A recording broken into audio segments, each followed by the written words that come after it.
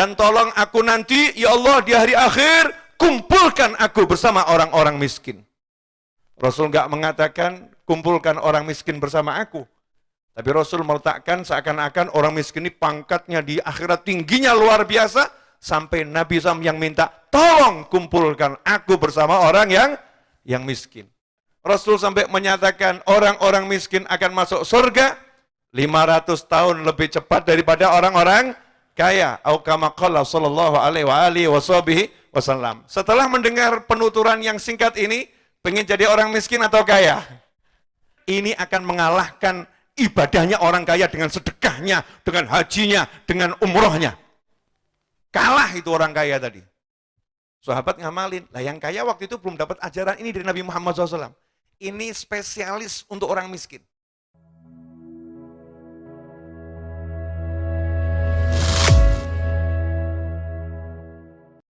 Lebih baik jadi orang miskin tapi kaya daripada jadi orang kaya tapi miskin.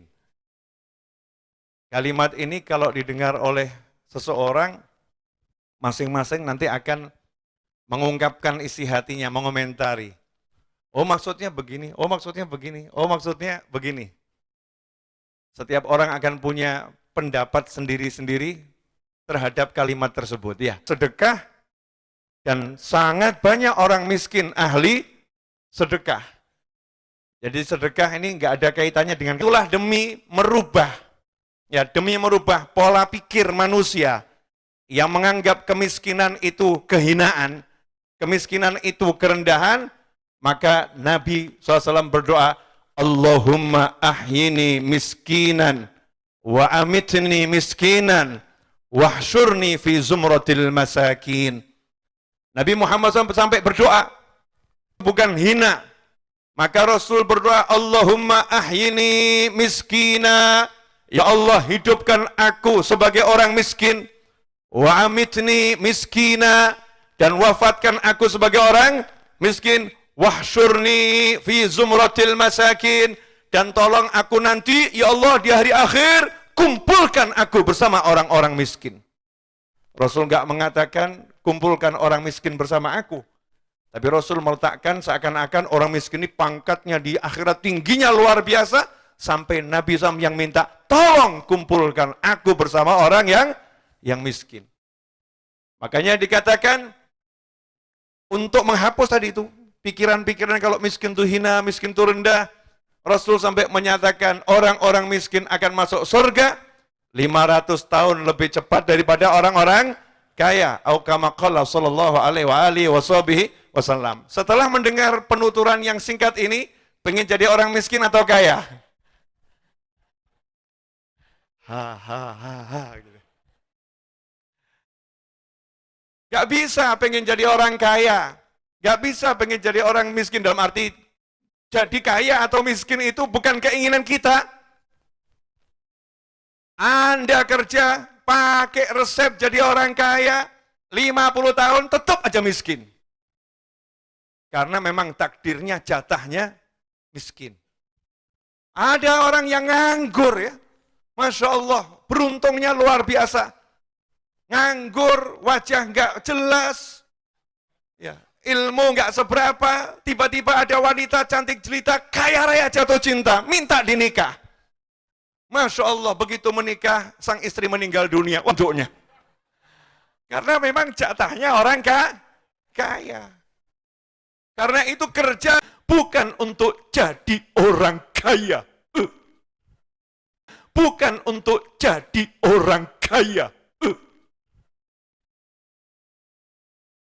La fakhra fil ghina. Gak ada kebanggaan dalam kekayaan. Dan tidak ada kehinaan dalam kemiskinan. Ya, gak ada kebanggaan dalam kekayaan. Dan tidak ada kehinaan dalam kemiskinan. Al-fakhr fit ta'ah. Kebanggaan itu dalam taat pada Allah subhanahu wa ta'ala. Karena itulah Nabi Muhammad SAW oleh Allah Ta'ala diberi dua keadaan tersebut. Ada satu kondisi Nabi SAW dalam keadaan yang berlimpah harta. Ada kondisi Nabi SAW yang bahkan makan rembutan, ada yang bisa dimakan, dan bahkan beliau gadaikan baju perang beliau, karena memang tidak punya uang. Semua kondisi itu dialami oleh Nabi Muhammad sallallahu alaihi wasallam agar umatnya ngerti kalau memang kaya itu kemuliaan, maka semua nabi dijadikan kaya. Kalau memang miskin itu kehinaan, maka nggak ada waliullah yang jatuh miskin. Nggak ada umat Islam yang miskin. Kaya dan miskin bukanlah status yang menjadi mulia atau hina. Itu yang harus dijelaskan kepada umat Islam khususnya, kepada para istri, kepada para suami, kepada anak-anak, kepada orang tua. Jangan pernah meletakkan kemuliaan pada kekayaan dan kehinaan pada kemiskinan. Kok tegang semua, kenapa ini? Nah, selama ini pola pikirnya udah benar atau masih salah? Sebut orang miskin tersinggung. Lu miskin ya? Apa yang ngatain saya? Ya biar semuanya paham dulu. Berarti lebih baik jadi orang miskin tapi kaya daripada orang kaya tapi miskin. Saya akan berkata, insya Allah nanti antum akan paham maksud saya. Suatu hari, di zaman Nabi Muhammad SAW, sahabat sudah hijrah dari Mekah ke Madinah, di kota Madinah Al-Munawwarah. Seperti yang diceritakan dalam berbagai kitab hadis yang sahih, di antaranya Sahih Muslim. Di antaranya Sahih Muslim. Sekelompok sahabat muhajirun, sahabat yang hijrah dari Mekah ke Madinah. Sahabat itu kalau hijrah nggak bawa harta. Nggak bawa harta, bawa hanya dirinya. Yang dibawa dirinya, hartanya ditinggalkan, berangkat dari Mekah menuju Madinah Al-Munawwarah. Maka tidak sedikit sahabat muhajir itu yang kondisi ekonominya saat itu memang lagi ya super kepepet. Ya super kepepet. Ekonomi masuk dalam kelompok fuqara, masakin, orang-orang fakir dan miskin dari kaum muhajirin. Jadi sahabatnya Nabi SAW itu ada yang sama dengan kita semua. Rumahnya mentereng sedikit, merasa nih yang paling berhak ucapannya didengar satu kampung. Yang paling berhak ya untuk diikutin oleh satu kampung. Mungkin ada oknum-oknum semacam itu, na'udzubillah min dzalik. Beda dengan orang-orang yang udah paham tentang kaya dan miskin. Sahabat radhiyallahu ta'ala anhum ajmain, yang kaya nggak ada yang sombong, yang miskin nggak ada yang pesimis. Gagah semuanya, al-izzah, punya kebesaran karena punya Allah dan Nabi Muhammad sallallahu alaihi wasallam, nggak pernah minder. Makanya kalau jadi muslim kok minder karena nggak punya duit, jadi muslim kok minder karena wajah ini orang miskin semua ini. Nggak ada satupun yang kaya. Menengah aja nggak ada nih. Menengah tuh nggak ada. Ini miskin super. Datang menghadap Nabi Muhammad SAW, kemudian berkata, ya Rasulullah, dhahaba ahlu duthur biduthurihim. Ya Rasulullah, orang-orang yang kaya ini sudah berangkat ke akhirat dengan membawa kekayaannya. Mencapai derajat-derajat yang tinggi. Mereka ibadah haji, mereka umrah, mereka sedekah, mereka bantu orang-orang yang jihad di jalan Allah. Sementara kami mau haji nggak punya uang, mau umrah nggak punya uang, mau bantu orang yang jihad, buat makan aja bahasa kita nggak cukup, mau bantu bagaimana? Untuk ikut andil nggak ada, wahai Nabi Muhammad SAW. Sehingga kami udah miskin di dunia, miskin di akhirat. Kalah dengan orang-orang yang kaya. Maka Nabi Muhammad SAW menjawab. Pertanyaan sebelum saya jelaskan jawaban Nabi Muhammad SAW. Dari sini kira-kira pola pikir sahabat tentang kaya dan miskin itu apa? Lebih baik jadi orang miskin yang kaya, yaitu kaya amal, daripada jadi orang kaya yang miskin. Miskin apa? Miskin amal. Jadi sahabatnya Nabi SAW, para awliya ussolihun, orang-orang yang beriman pada Allah dan Nabi Muhammad, udah cukup. Tapi kalau duangnya begini, amal sedikit belum cukup. Sama juga duit sedikit belum cukup. Sama juga duit sedikit belum cukup. Boleh itu. Dan sebagainya, kalah dengan kalian yang miskin ini. Kalian akan mengalahkan mereka semua. Bil makna seperti itu. Dan orang-orang yang sebelum kalian, yang sezaman dengan kalian akan kalah dengan kalian kalau kalian amalkan ini. Kecuali orang yang mengamalkan amalan yang sama dengan kalian. Mau enggak? Mau Nabi Muhammad SAW. Seneng nih orang-orang miskin. Bayangkan, dikasih amal seneng. Coba kalau antum datang tempatnya guru. Guru, saya minta hadiah. Ya udah, saya kasih hadiah kamu ya. Kalau habis sholat baca ayat kursi, itu hadiah dari saya. Ya, yang model gini mah banyak. Bukan bahagia, jadi merasa dikasih hadiah. Ilmu amalan itu bukan sesuatu. Na'udzubillah min dzalik. Ini sahabat senang, maka pulang dengan rasa bangga. Kita akan kalahkan orang-orang kaya mulai hari ini. Orang-orang kaya lewat, kita yang miskin akan menang, mengalahkan orang-orang kaya. Gak lama setelah itu, orang-orang kaya, karena orang kayanya ini orang-orang soleh semua nih sahabat Nabi Muhammad SAW, melihat orang-orang miskin ini kok melakukan suatu amalan yang mereka belum punya. Maka didengarkan, terus ditiru. Amalannya apa itu? Sama Nabi SAW kalau habis sholat, 5 waktu, jangan tinggalkan ngucap subhanallah 33 kali, alhamdulillah 33 kali, Allahu Akbar 33 kali.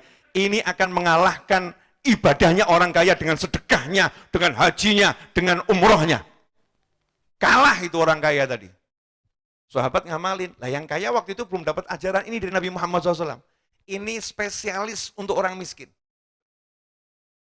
Ya, amal khusus buat orang miskin. Maka besoknya yang kaya mengamalkan yang sama. Copy paste, dengar temennya yang miskin kok baca zikir, didengarkan gitu ya. Akhirnya mereka pun mengamalkan. Begitu yang miskin lihat yang kaya mengamalkan, semakin banyak orang kaya yang mengamalkan, maka orang-orang miskin ini, sahabat-sahabat Nabi yang mulia ini mendatangi Nabi Muhammad SAW. Ya Rasulullah, amalan kami ditiru sama orang kaya. Amalan kami ditiru sama orang kaya. Maka tersenyum Nabi Muhammad SAW. Kemudian berkata, "Dzalika fadlullah yu'tihi may yasha." Ya kalau yang kaya model begitu, gak bisa memang dikejar. Ini termasuk orang-orang yang fadlullah, dikasih karunia khusus oleh Allah Subhanahu wa ta'ala, yang Allah yang kasih. Memang kita nggak boleh iri dengan yang semacam ini. Udah, terima nasib gitu. Ya, terima nasib. Terus berjuang, tapi jangan salahkan orang-orang kaya itu. Memang itu orang-orang yang luar biasa. Pertanyaan saya, pola pikir semacam ini setiap hari sudah kita lakukan belum?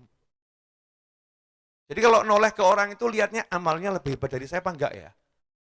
Sementara kalau kita ini keluar, mohon maaf, mungkin loh ya, terkondisikan dari kecil sampai besar, motor saya kok kalah bagus ya? Motor dia kok lebih bagus ya? Itu istrinya kok sekarang mobilnya lebih bagus ya? Mobil saya kok kalah? Lapor ke suaminya, Mas, masa kalah sih sama tetangga? Dia bisa beliin mobil loh untuk istrinya, yang terbaru lagi nih. Masa mobil saya ini udah 50 tahun nggak ganti-ganti? Suami macam apa kamu? Mulai. Ya mulai. Oknum semacam itu. Na'udzubillah min dzalik. Coba kalau seorang istri pulang ke rumah nangis di depan suaminya. Nangis. Terus istrinya nanya, ada apa? Ada apa sayang? Wah, Masya Allah. My love. Kenapa? Setelah reda tangisnya jawab, Mas, itu di masjid kok ada yang sholat sunnahnya lebih banyak dari aku. Sholat sunnahnya lebih banyak dari aku, Mas. Aku nggak bisa nyamain sama dia. Malesku luar biasa. Saya itu ba'diyah zuhur bisanya cuma 2 rakaat. Dia itu istiqomah 4 rakaat. Mau saya tiru kok nggak bisa, Mas. Aku kok kalah amal. Nangis. Saya mau nanya, ada istri model begini?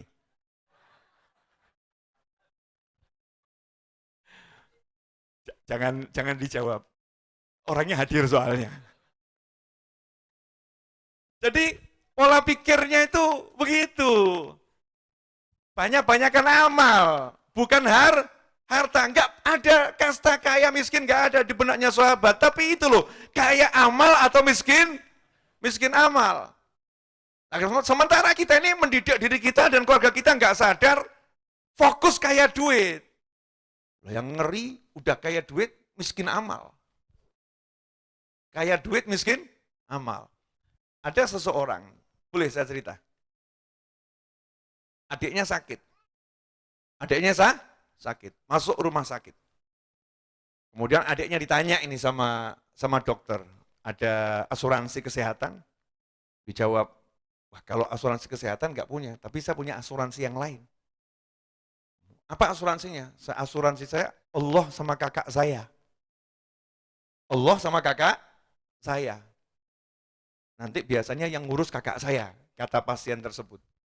Oh silakan, ini biayanya operasinya sekian puluh juta. Ya sekian puluh juta. Dia pun telepon kakaknya. Mas, ini saya mau operasi, biaya operasinya sekitar 40-50 juta. Saya nggak punya asuransi kecuali Allah sama kamu. Kakaknya dengan santai, dan lakukan langsung, jangan ditunda-tunda, cari rumah sakit yang terbaik, dokter yang terbaik, bla bla bla bla bla. Selesai, tutup telepon, temennya kakaknya nanya, loh itu kan duitnya banyak ya. Itu adik, kamu tuh kok enak banget tinggal telepon, langsung dapat duit, urusannya beres tuh. Kok enak banget? Dijawab sama kakaknya, ya enakan saya, cuma ngeluarin duit. Lah kalau dia kan sakit. Jatahnya dia kan jatah sabar, kan jatah saya jatah syukur. Loh saya tinggal ngeluarin duit, saya dapat pahala, enak. Dia dapat pahala harus sakit dulu, enak saya tuh ya. Pertanyaan saya, udah gitu belum? Ini istrinya sakit, suaminya cari duit, tambah mikir, bojo loro-loro, ngentekno duit, istri ini kok sakit-sakitan aja, ngabisin duit, mau ganti ya repot urusannya, ngebatin kayak gitu. Ini kira suami benar atau keblinger nih? Tuh, dengerin tuh Pak. Mestinya kan suaminya semangat kerja cari duit ya Bu ya. Wah, ditanya sama teman sekantor, kamu kok kerja pagi, siang, sore, malam gitu. Buat siapa uangnya? Istri saya. Ngapain? Berobat.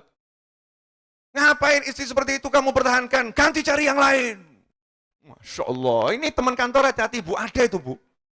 Oknum-oknum begitu tuh ada, kompor-kompor model begitu ada, di sinetron. Bukan kehidupan nyata, di sinetron.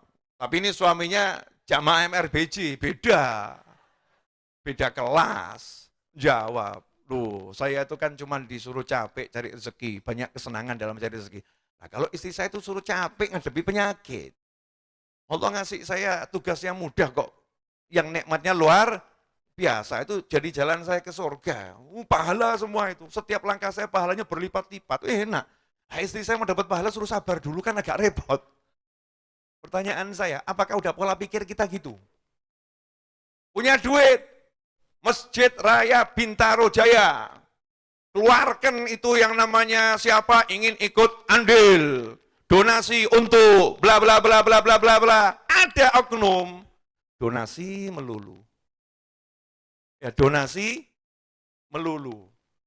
Kalau kita punya duit, kita cukup ngomong alhamdulillah, tugas saya ngasih duit. Kesian tuh loh yang dikasih duit. Kesian tuh loh yang sakit, kasihan tuh yang sakit. Untuk dapat pahala dia harus sabar. Kasihan tuh loh yang nggak punya rumah harus ngontrak. Untuk dapat pahala dia sabar. Lah kita pahalanya kan syukur kan enak toh. Nyah nyoh, nyah nyoh, nyah nyoh. Kalau kayanya model begini, Masya Allah, didoakan panjang umur satu negara itu. Betul, betul. Bu, kalau di kampung ibu ada orang kaya tiap hari bagi setiap kakak ya, tiap hari beras 5 kilo, kemudian itu minyak satu kantong tuh ya, kemudian gula, plus uang 500.000. Pertanyaan saya, didoakan cepat mati atau panjang umur? Kalau suaminya model begitu Bu, tiap hari ngasih duit terus, ibu doakan cepat mati atau panjang umur? Coba dengerin Pak. Tapi kalau suaminya duitnya disimpan, istrinya minta nggak dikasih, suaminya pelitnya luar biasa, terbetik enggak? Kapan mati nih? Na'udzubillah min dzalik.